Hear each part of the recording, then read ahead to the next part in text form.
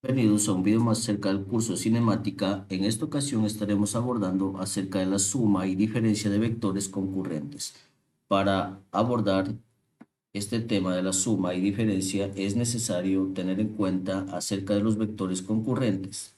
Bien, los vectores concurrentes son aquellos vectores que tienen su punto de partida o su punto de inicio en el mismo lugar o que también se interaccionan en un mismo punto. De la siguiente manera, por ejemplo, si tenemos un vector de este tipo y muchos más vectores que se interseccionen en el mismo punto,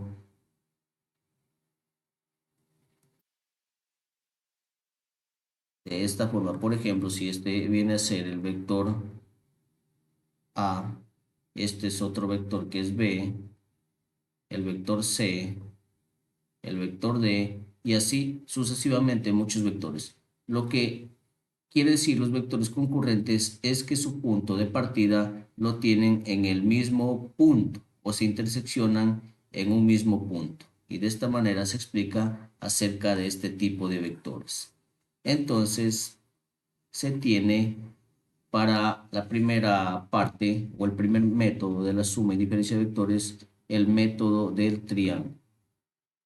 El método del triángulo consiste si tenemos dos o más vectores, en este caso tenemos la suma entre el vector A más el vector B.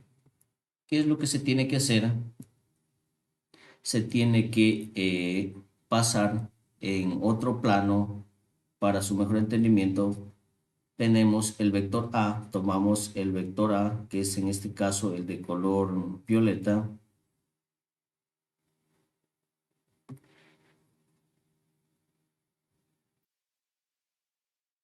y pasamos al otro plano.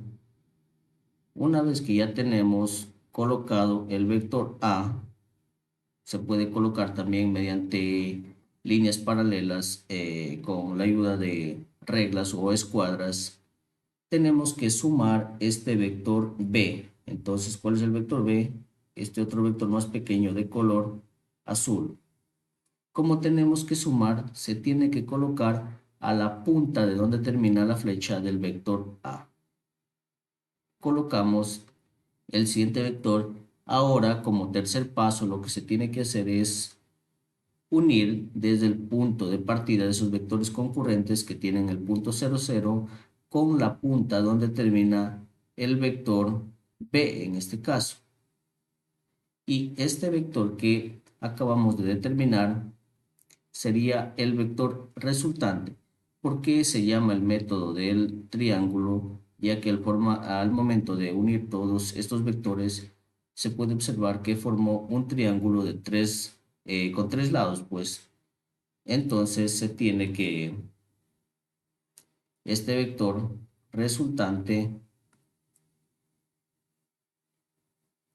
es igual a la suma del vector A más el vector B utilizando este método. Para el siguiente se tiene que el vector C restar el vector D. Entonces, primeramente, observamos la parte del vector C, colocamos o pasamos al otro plano el vector C. Pasamos el vector C y colocamos desde el punto 0, 0. Y una vez que ya tenemos colocado el vector, tenemos que restar este vector D. Entonces tomamos el otro vector, se puede hacer mediante escuadras o líneas paralelas en un cuaderno. ¿Qué es lo que se hace en este caso?